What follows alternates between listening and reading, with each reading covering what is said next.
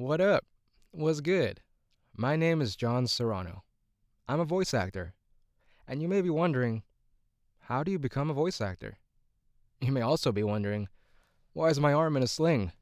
Well, I can answer both those questions with a story. Several stories.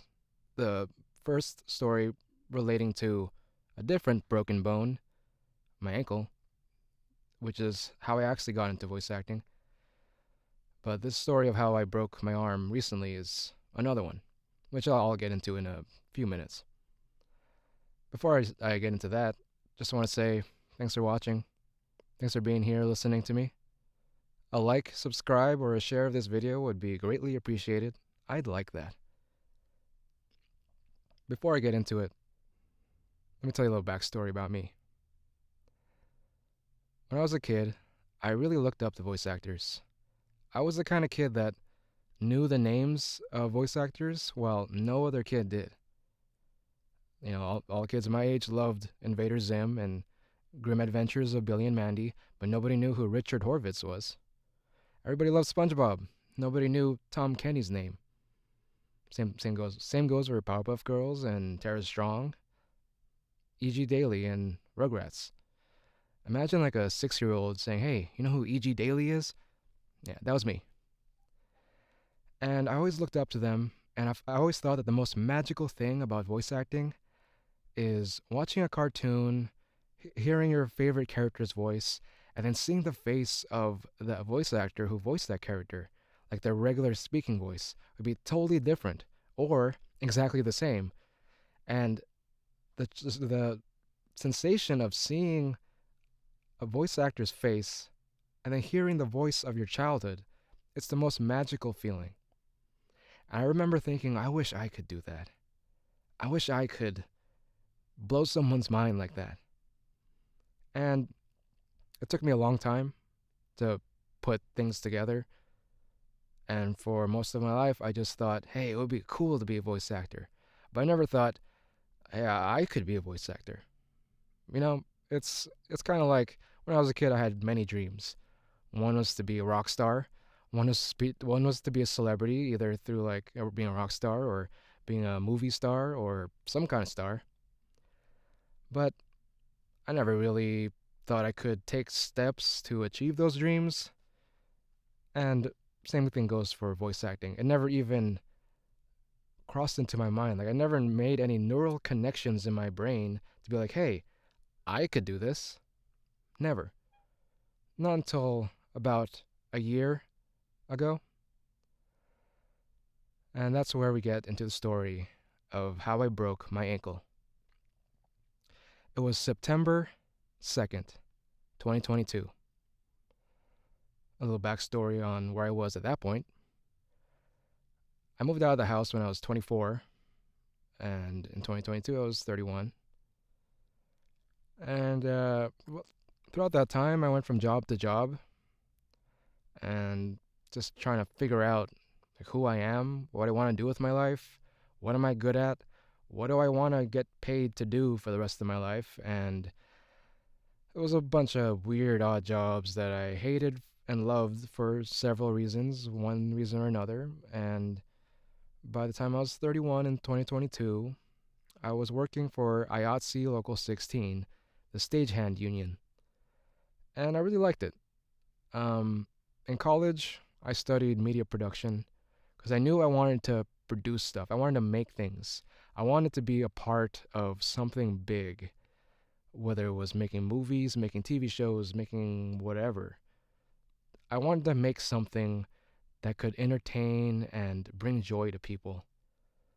And at the time, I didn't know what I would be doing. For a while, I thought I wanted to be a filmmaker. Thought I wanted to be a writer. Being an actor, it didn't really come into my mind. I always thought you'd have to be like handsome to be an actor. I always thought you had to be this and that and super likable. And I mean, I guess I'm a pretty likable guy. I never really had any enemies, but the thought of being an actor didn't necessarily enter my mind. But something that did enter my mind was being a musician. And about a year before 2022 and 2021, I was in two bands, a punk band, or should I say, a synth punk band called Moded. If you don't know what Moded means, it's San Francisco Bay Area slang. At least I think it's Bay Area. It just means annoyed. It's like he's moded. Anyway, I was a guitarist and one of the vocalists, and I also was in a sludge metal band. If you don't know what sludge metal is, it's metal, but it's sludgy. I'll let you interpret that as you may. I also played guitar and did vocals. And I feel like it was a very pivotal thing in my life. It's where I found the love of performing. I found the love of being in front of a microphone and people hearing my voice. And I didn't speak much. I liked screaming. I liked singing. I guess I didn't really sing, I just screamed. And I pretty much taught myself, never took any classes. At first, I sucked. I was really bad. And I was throwing out my voice after every show. But after about a year or so, I could scream for like an hour and not lose my voice, which would later on become a pretty good skill in voice acting. This goes to show, just goes to show that everything that happens in your life is just an experience. Like there are no failures in life. There's just redirections. There's just this happens, and then this happens, and you go over there, and then that happens. But then things kind of end up helping each other out after a while, if you wait long enough. So, in 2021, my bands both broke up. I won't get into why. Stuff happens. But I found myself being a bit lost. I didn't have any sort of creative expression. Getting on stage and screaming in front of a crowd of people, the best feeling ever. And I feel like I needed to do that to build the confidence to perform. And let me just fill in the gaps here a little bit. From being a kid up to, being on my own, I didn't have much self-expression or a creative outlet. I did find music to be that for most of that time. But I do remember in college and high school, grade school, loving acting. Every time there's a school play, I signed up and I loved it. Never got any like starring roles. Always like a little roles here and there. But I loved being on stage, and I loved performing. And I would do stuff like teacher would give us an assignment, a presentation to do, and all my classmates would just stand in front of the class and read a paper, really monotone. Blah, blah, blah, blah, blah, blah, blah. But I didn't want to do that. I made it a production. I would turn my presentations into skits, into little movies, into little plays, and I would bring my classmates on, and we would create these characters, and I would do these silly voices, and I would run around the classroom, falling over desks, I just love to make people laugh and just entertain people. That kind of carried over from high school and college. I wasn't that wacky. I was more just settling into my introversion, because I'm a very introverted person. So it took a while for me to come out of my shell in high school and college, but eventually I did. I guess after college, once I started playing in my bands, so I moved out my parents' house, and I got on my own, started working, met my bandmates, and life was good, more or less. I won't get into all the depressive episodes I had and all the difficult mental health issues that I had, but there was a lot of it, and it was a lot of tough times, but a lot of good times too. Mostly once I started playing music. Then my bands broke up, 2021, and I did nothing for about a year but working as a stagehand, which I mentioned earlier, full circle. Um, I liked it, but I didn't love it. I liked it because it was production in a way. Like I could, I liked being part of something, and working hard and then seeing people have fun. Because that was kind of what my job was. I would work at concerts, I would work at conferences and events and, little things here and there. And I would get to see people enjoy themselves at a concert, and I helped set it up. It was very, very difficult work physically, mentally, and every other way. I'd be like dead tired after a job, and every muscle in my body would be aching. After a while, I got tired of getting paid for my muscles. I was basically a grunt worker, and I wanted to be more than a grunt. You know, I wanted to get paid for my talents, for my mind, for what I can do creatively. I thought music would be that, but after 6 years of playing shows all over San Francisco, where I'm from, by the way, we made about $200. $200 after 6 years. And again, I guess I didn't say this, but I didn't do this for the money. I was doing it because I needed a creative outlet. I needed to let all the feelings I felt inside out and for people to hear me, even if they didn't understand what I was saying because I was growling, shit like that. But I just needed to do it. But after a while, once we broke up, I did sort of start to lose interest. So when we did break up, I wasn't itching to start a new band. I was more looking for the next thing. What else can I do to creatively express myself, make money, and have a comfortable life? Took me a while, a lot of self-reflection, but I think the only reason I figured it out is because I broke my ankle. And here we go into the story. So September 2022, I was working a lot, doing nothing but working. But about 3, 4 months before that, I found a new hobby: electric unicycles. Now, some of you may not know what an electric unicycle is. It's pretty much exactly what you can imagine. It's a personal electric vehicle, or PEV, as they're called. It's a single wheel with two pedals. It's got a motor. It's got a battery. You stand on it, and then you just kind of. It's it was really fun. Part of me has always been a bit of a thrill seeker. Not so much because I actually don't even like amusement park rides. Like, I'm terrified of rides. I don't like G forces. Like, I hate that feeling. Even when you're like driving on the car and then you hit a bump and you're like, whoa, what was that? I hate that feeling. So I hesitate to say that I'm an adrenaline junkie or a thrill seeker. It was more of like I was just looking for something to fill the void. You know, I just wanted to feel alive because I was doing nothing but working, and nothing made me feel alive. Before that, it was music, but I lost interest in that. I lost the motivation, and since my bands broke up, I was like, whatever. I guess it's over now. I had no desire to continue or try to keep it going. I was just like, well, I guess that's over.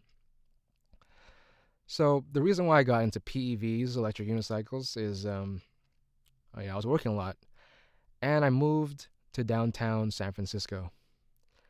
Before that, I had lived in cities around San Francisco, but I was working in San Francisco, mostly downtown.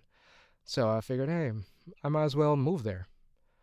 And primarily the reason why is because I met this guy at one of my jobs, and he happened to own a building, not own, but manage a building. And I was like, hey, and I told him I was thinking of moving. He was like, hey, you can move into my building. I was like, yeah, sure. So I ended up doing that. And I quickly realized, and if any of you live in a downtown city or like urban area with heavy traffic, you will know that parking is horrible. It's a literal nightmare. I would spend 20 minutes looking for parking. Sometimes I think my record is an hour and 10 minutes looking for parking, going around my block. Not just my block, but I would go around the entire permit area that my car was allowed to park, where I had a permit, and I would spend like an hour looking for parking. It was driving me crazy. So what I did was I would park my car somewhere and I would leave it there. I would not drive it. And it sounds horrible, and it is horrible. Then I realized I could just have an electric vehicle and it would take me everywhere. Electric unicycles, they're the most amazing form of transportation. For one, they're pretty small. It's a single tire. It's about the size of a tire, maybe a little bit bigger than a tire because it has, you know, a motor and a battery and a shell around that. And I didn't have much space in my apartment, so I couldn't really get a bike or, you know, even an electric bike or an electric scooter. And I thought the unicycle was perfect. So I bought one. I tried it out, and instantly I fell in love. It was the most amazing feeling, so exhilarating. I can't even describe how it feels to ride those things. If you've ridden one, you know. It's awesome. You feel like a cyborg. And I did. And I felt alive again. And I enjoyed going to work. I looked forward to it because I could take my unicycle, which I actually only did like once for a reason that I'm about to explain. For a reason I'm about to get into now.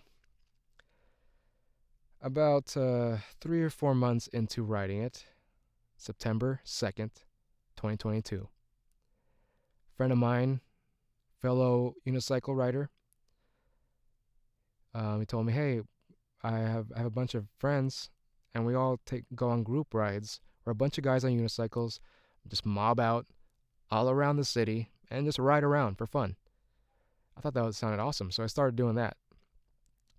I did it once the week before and had a great time. Met some new guys, everything was great. And I went on my second ride on September 2nd, 2022.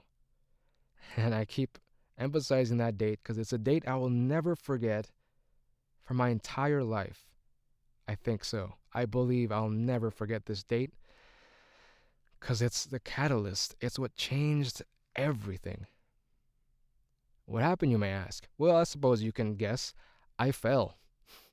I fell going about 25 to 30 miles an hour, which doesn't sound very fast. In a car, it's not that fast. But on a single tire, when there's nothing in between you and the road, it's fast. It's really fast. Now, before I tell you about what happened exactly, I was wearing a helmet. I was wearing protective gear from head to lower leg. I didn't have my feet protected. I was just wearing regular shoes. And a lot of people suggest wearing motorcycle boots to protect your foot, ankle. That's the only protective thing I wasn't wearing. Because motorcycle boots and stuff, they're very bulky and uncomfortable. So I was wearing regular shoes. And ironically, 2 weeks prior to that day, I had fallen off my unicycle and twisted my ankle. I didn't break it, but it was sprained, definitely. And that was the, you know, second time I started riding after I sprained my ankle. And so I was out on this group ride, riding around, and it was pretty fun. Everything going well. Then I lost focus for like a second. The thing about riding electric unicycles is you have to have a certain riding position to ride it correctly, and if you don't, you pretty much just can fall off. You can, like, you won't just fall off, but you can if you're not riding in proper, position, proper form. So I lost focus for a second, wasn't in proper form. Then my wheel started like oscillating, which happens. It's a common thing. There's a way to correct it, and I knew exactly how to because it happened to me a lot. And it happens to new riders because they're not using proper form. So I lost focus for a second, wasn't in proper form. My wheel started oscillating, started shaking like this. So I freaked out, which is the number one rule when riding anything: don't freak out. Especially with electric unicycles. You don't want to freak out. You want to stay calm, keep in mind what you need to do, and do it. And I failed. My wheels started shaking, my head started exploding. I was just like, oh no, I'm gonna fall. And of course, that's what happened. I fell. That's because, like I said, it makes you feel like a cyborg because, in a way, whatever you think, that's what happens. You think go, you do. Not literally, but it's all about your position. So when you think go, you lean forward. When you think stop, you lean back. That's kind of a natural thing. You look down, you go down. So I was thinking in my head, oh no, I'm gonna fall.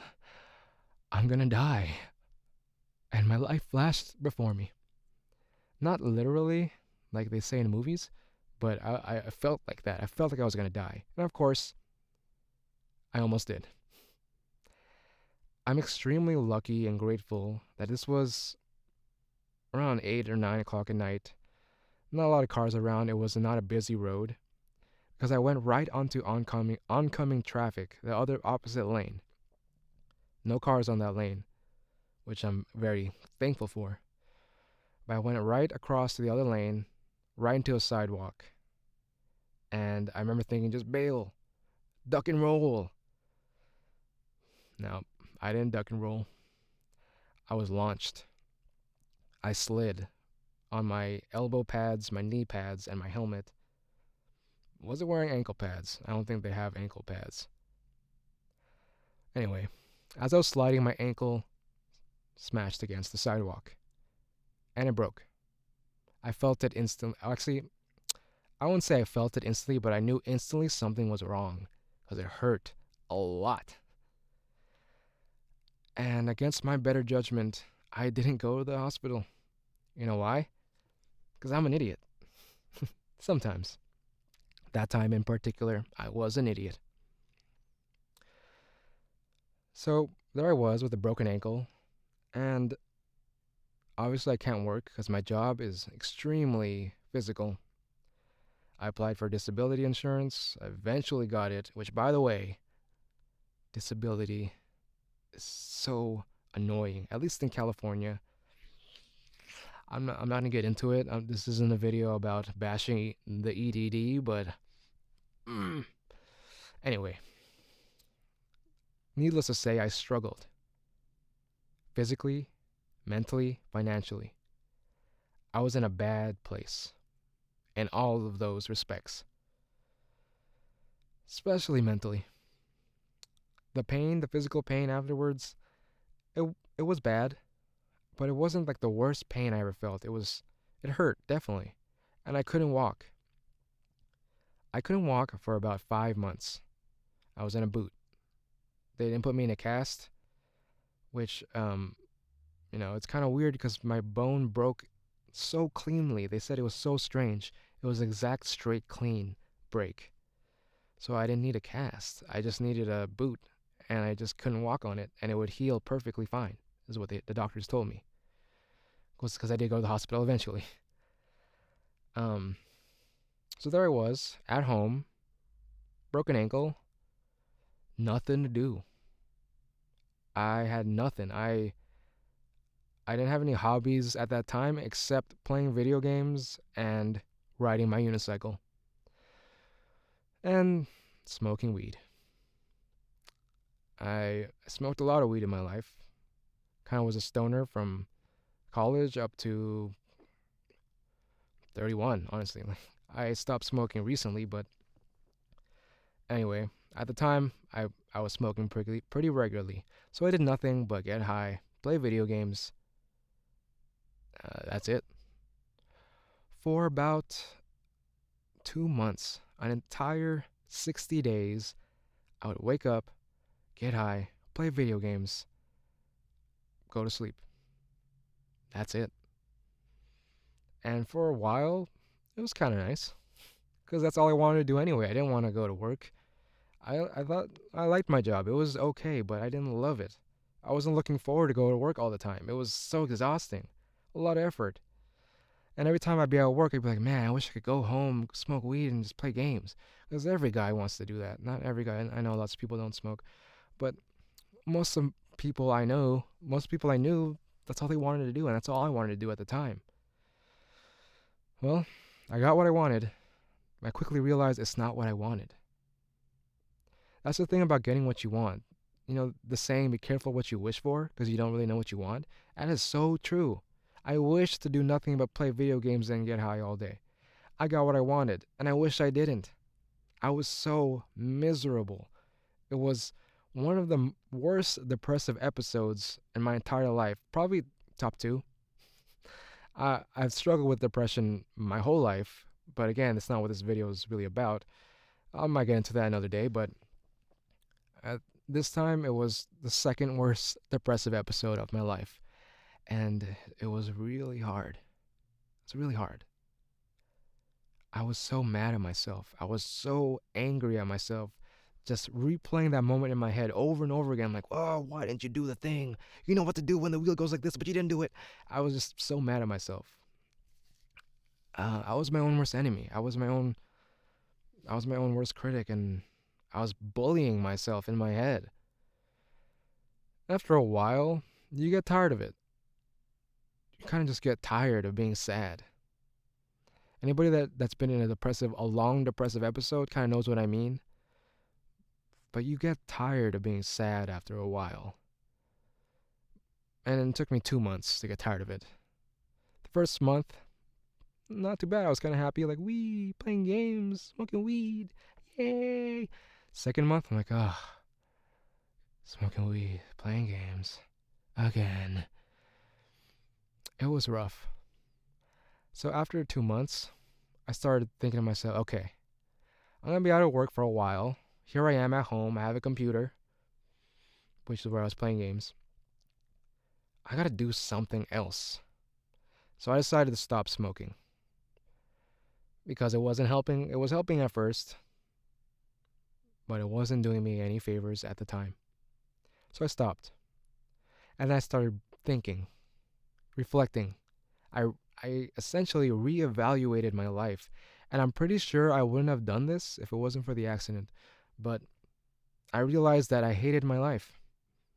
I didn't want to go back to my old life of working my job, slaving over all the work we had to do, and just coming home dead tired and wanting to die all the time because I was so tired. I didn't want to do that anymore. So I just started thinking, what else can I do with my life? You know? What else can I do? So I brainstormed. I thought, I got a computer. I got a brain. I'm pretty smart, you know? I'm a pretty smart guy. I'm not like a genius. I'm not like an idiot. Well, arguable. Um, so I thought I can do something where I can get paid with just from my computer and using my brain because I didn't want to go back to work. So I thought for a while. I brainstormed. What can I do? You know? What can I do? So at first I thought, hey, you know, music. I always loved music. Hey, maybe I can make money doing music somehow. Maybe I could be a music producer. So for about 2-3 weeks, I fiddled with that idea. I downloaded a DAW, digital audio workstation. First time I ever used one. I watched some YouTube tutorials on how to mix, how to create, how to make music. And for about 2-3 weeks, it was really fun.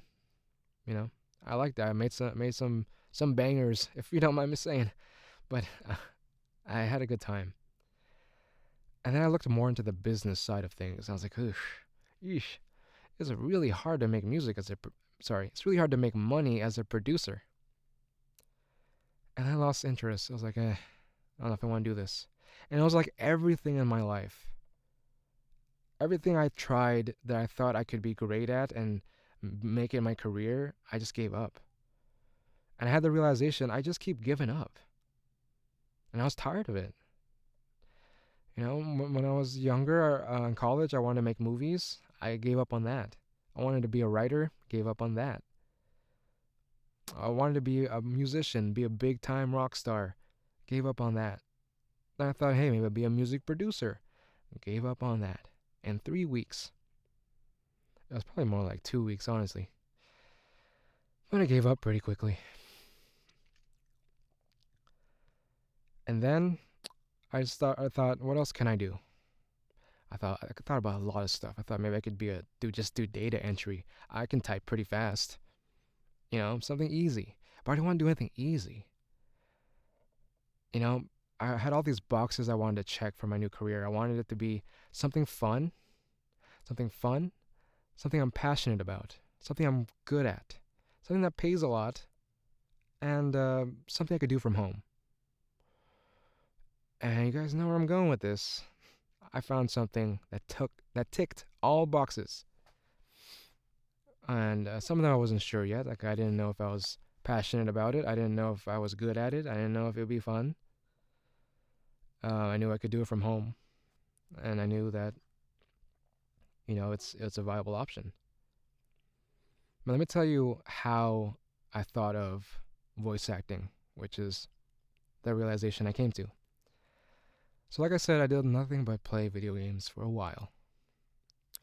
I played lots of games. I don't even remember which games I played, but I finished at least 5, 6 really long, hundreds of hours into the game kind of games. And then I saw a friend of mine who I hadn't seen in a while. And this was Halloween 2022. So about 2 months after my accident. Um, I saw him and he was like, "Hey man, have you ever played this game called Disco Elysium?" And I was like, I heard about it. I heard it's really good. I never played it. And he really hyped me up on this game. He really insisted that I play it. And this is one of those friends where you really respect their opinion about certain things. Like he would always recommend games to me, and then I always played, and I loved it. He would recommend music, TV shows, and then I'd love it. So I really valued his opinion, and he said, "You gotta play this game, man. You gotta play Disco Elysium. It's the best game I ever played. It's amazing." And I was like, "Man, you're really hyping this up, huh?" And he was like, "Yeah, because you gotta play it." So I did, and he was right. If you haven't played Disco Elysium and you like RPGs, you like conversational RPGs, or you like story-driven games in general, you'll love Disco Elysium. I loved it. It blew my mind how good it was. Everything about the game, the unique gameplay mechanics, the unique storytelling mechanics, the characters, the dialogue, the art style was interesting. Everything about it was good. And I think the best part of it that really blew my mind was the voice acting. I always admired voice acting in video games. I loved The Last of Us. I thought that game had the most amazing voice acting. It was heart wrenching how good it was. Lots of games have incredible voice acting. You know, I love Mass Effect. Played a lot of that, and I love the voice acting in that. I love voice acting in so many games. But it was something special about Disco Elysium. It was the narrator. That narrator. He was so amazing. He had so many facets to his voice where because there are several different narrators in the game, but are essentially the same voice actor. It's essentially the same voice, but there are these slight, subtle differences in each different narrator that this voice actor did. And I was amazed. I'm like, wow, I can hear a difference. Like, wow, this narrator sounds like this, but he's got a little bit more of this tone than this narrator. And essentially, it was the same voice. He didn't change his pitch, tone. Oh, he did change his tone, but he didn't change his pitch or any kind of a quality to his voice. It was just the tone. You could feel his soul when he was narrating to you. And all the other characters, too. Incredible voices. Brilliant performances. So I remember thinking, man, I wonder if I could do that. I wonder if I could do voices like in Disco Elysium. So I was maybe on my fifth or sixth playthrough of the game. I ended up having 9 playthroughs. I played the game 9 times. Anyway, and then I was like, I see in the options of the game you can turn down the voiceover volume. So I did that. I turned it off. I turned off the voiceover, so it was all text. It's a very text-heavy game. If you're not familiar, it's all text. Everything, the story, the dialogue, it's all told through text. So it's right there for you to read. So I played the game again, but this time I turned off the voiceover volume and I read the entire game, entire playthrough from start to finish. I just read it out loud, and I tried to emulate or imitate the voices a little bit. I've never been good at impressions, and I'm still not that good, but I felt like I realized I could put my own spin to these voices. I could use my voice and incorporate what the original voice actor sounded like and put my voice into it, add my own qualities to it. So I was thinking, wow, this is really fun. And I remember thinking, wow, I'm pretty good at this. I thought, because I could read and not mess up that often. I could get pretty close to how the original voice actor sounded. And then, yeah, I realized this is it. This is what I've been looking for. All of those boxes that I was searching for in my career. It's something that's fun. I was passionate about. I was good at. And after doing a lot of research, paid a lot. Depending on how good you are and your marketing, stuff like that. And I could do it from home. So I kind of just had this revelation. I was like, oh, this is what I've been looking for. This is it. So I started doing research. I spent an entire month, all of November.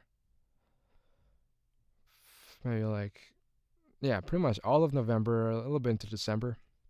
I did nothing but watch YouTube videos of how to get into voice acting.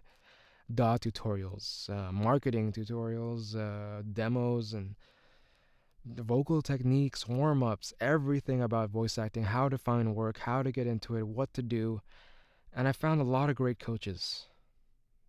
Just a name drop, Angela Olfest, Anthony Pica, Bill DeWeese, so many others, Mike Delgadio. But it was Anthony Pica that kind of spoke to me the most. And I felt like what he was saying, it really hit home for me. I don't remember which video it was of his, but he had one where he just would say, hey, you can do this. Anybody can do this. You just have to try, and you'll never know until you try. And it was very simple, but I was like, me? I can do this? I can try? I can find out if I can do this? It blew my mind because I was like, wait, maybe I should. Maybe I should try and see what happens. Maybe I suck at it and I'll fail, like everything else in my life. Or maybe not. I I wanted to know. It was more of I wanted to know whether this was a good idea, whether I was good at it, whether I could be successful, and whether I was right that I found what I've been looking for my whole life, a career that I would find purpose in, my calling. And after a few months, maybe about 2-3 months of actually studying with Anthony Pico under a VO's Journey Elite Academy. Shout out VO's Journey Elite Academy. Up. But it was after a few months getting to talk to the community, getting some feedback about my voice, my talents, my demos. I started making demos. And feedback from the teachers themselves that really cemented that this was a good idea, that I was on the right path. And here I am. All because I decided to get into electric unicycles and break my ankle. which might not have happened if I didn't move to downtown San Francisco, which might not have happened if I didn't meet this one coworker who told me he was living in that apartment building. I was like, hey, you want to live in my apartment building? It's crazy how life works out like that. Random things you think happen in your life that are bad or good, even, they all come together to mean something else. They all come together to show you a path. Everything you fail at, everything you think you suck at, they're not failures, they're points in your path. They're just divergences. You're going this way, and then life was like, nope, you're gonna go this way. And you think that's a failure, but no, it's just a change of direction. And that change meant something. You needed to go to go that change. Because if you didn't, then you would have just ended up over there when it should have been over here. You know? It's kind of crazy to think about now, how that all kind of worked out that way. And that brings us to the present moment. And again, you're probably still wondering what happened to my arm. Did I get back into electric unicycles? No. My girlfriend was like, you're never riding an electric unicycle again. I was like, okay. Because you gotta listen to the girlfriend, right? I still wanted to. You know, there's that daredevil in me. I was like, come on, let me try it again. I won't break my ankle this time. Nah. But then this time I was like, hey, maybe I'll get an electric scooter. Yeah. I actually forgot to mention, I had an electric scooter before the unicycle. But I thought it was too boring. So I got a way faster electric scooter than I had before. A super beast of a scooter that goes 50 miles an hour. Because again, I was, at this point, it was about May of this year that I went back to my day job. So I've still been working on VO in the meantime, but a lot less because I was working so much and just tired from working. So from May until October, I didn't do much with VO. I still worked on it, but I was just so tired from work all the time, I never put much effort into it. So I wanted to have fun again. I wanted to have fun going to work. So I was like, I'm gonna get a really beast of electric scooter. Had it for 5 days, and then this happened, and here I am. It was about a month ago, almost. It was another date I won't ever forget.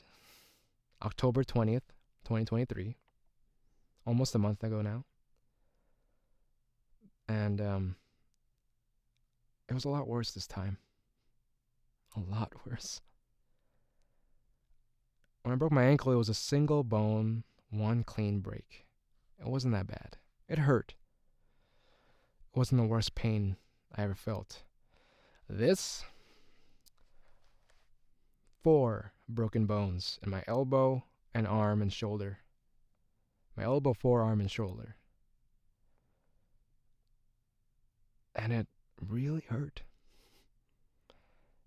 When it happened, I remember thinking, how can one human take this much pain? Oh my God. I was screaming at the top of my lungs in the middle of the street. I looked down at my arm, and I'll spare you the gory details, but let's just say it was shaped in a way it wasn't meant to. And I'm still reeling from that experience. I can't get the image out of my head. My arm shaped that way. The pain, it was horrible. Without a doubt, the worst pain I ever felt in my life. And it's been about a month now. I had surgery. I was in the hospital for about a week. I was on pain meds for about 2 weeks. I don't need the pain meds anymore because I'm doing a lot better. I can do this now. I couldn't do that 2 weeks ago. I still can't really pick up anything. I can hold my phone. That's about it. But yeah, here I am again. I found myself in this position again. So if you've been following me for a little bit, or you know who I am, you know what I've done so far, and you're wondering where have I been for the past month or few months or so. Before this accident, I was just stuck at the day job, stuck in a cycle of being tired and working and not having time for VO. And then I got in an accident, broke my arm. And it's pretty wild. It's wild to be in this position again. And part of the reason why I made this video is so I could tell you a little bit about me, tell you my story of how I got into voice acting, tell you about where I've been, where I'm at right now. But mostly I'm doing this for myself. It feels good to talk about this. So before I end the video, I just want to say thank you for listening. Because it's been really hard to get back into it. It's been really painful physically, mentally, spiritually to get back on that horse. But I'll tell you something. There's something I know for sure now. That voice acting is my calling. This is what I meant to do. This is what I was put on this earth for. No doubt in my mind. You know how I know? In the ambulance ride over to the hospital, I was in so much pain. I was freaking out. I started hyperventilating because I was screaming and breathing so heavily. And the paramedics were like, hey, just breathe slowly. Deep, slow breaths. Deep, slow breaths. And I remember thinking, okay, calm down. You're going to be fine. You're going to be fine. You're not dead. Your arm's just busted up.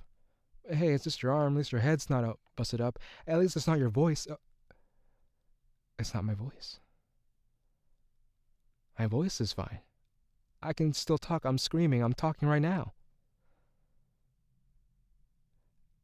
And that's all I thought about. I thought about, hey, I can get back to full-time voiceover. At least until I'm healed up and I have to go back to my day job to pay the bills. Unless, in that time, I get my big break. Eh? You never know. So, here's hoping.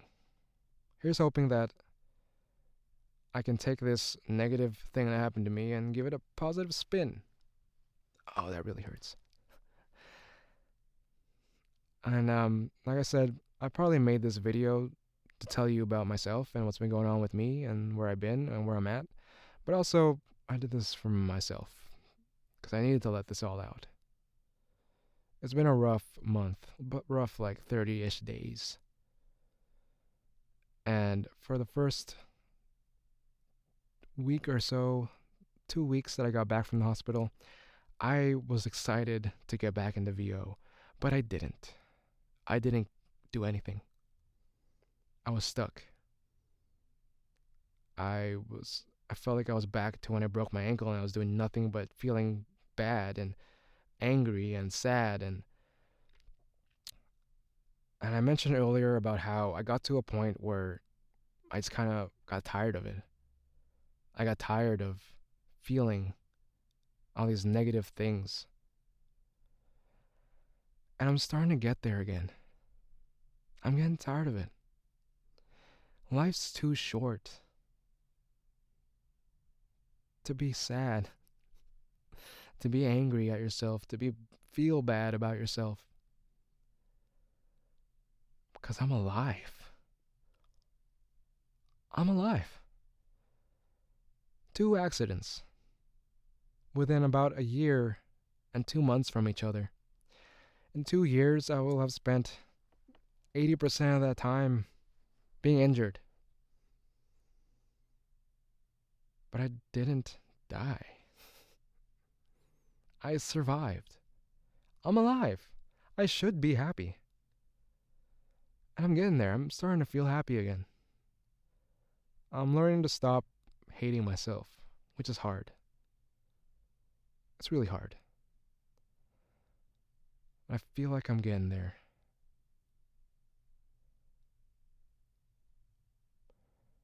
And I hope that I get there soon. 'Cause watch out, voice actors. I'm coming at you, full time, with a broken arm. Thanks for listening. I know this was a long video, and it was mostly, like I said, therapeutic for me. I just wanted to let this all out. I wanted to let you know a bit about me. And I hope you did. And I hope you could learn from this. Either learn about voice actors if you're not a voice actor, or just learn about me if you are. And I hope this resonates with someone. And I hope this helps someone. Because I don't want to suffer for no reason.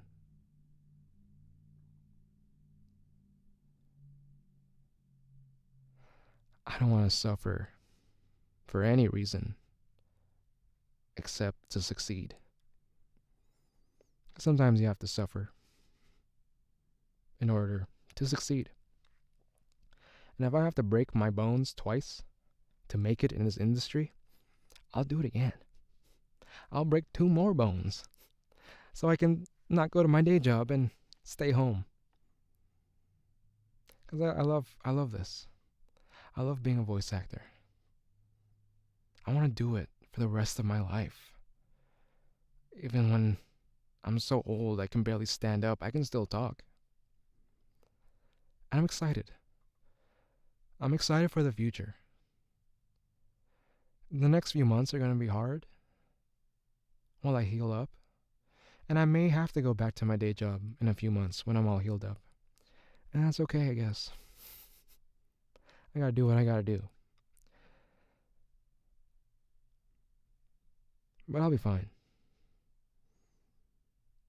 I'll be fine. I'll be good. Here's hoping that everything works out. And I can take this break and manifest my big break. Thanks for watching. Thanks for being here. Thanks for being you. I wish you the best of luck in whatever you're doing. Don't give up, whatever it is. When you fall, get back up. Just keep going. You can do it. You only fail when you stop. So don't stop. And I'm really just talking to myself right now. But I hope as I talk to you, you hear what I'm saying. And I can help you out somehow. Peace.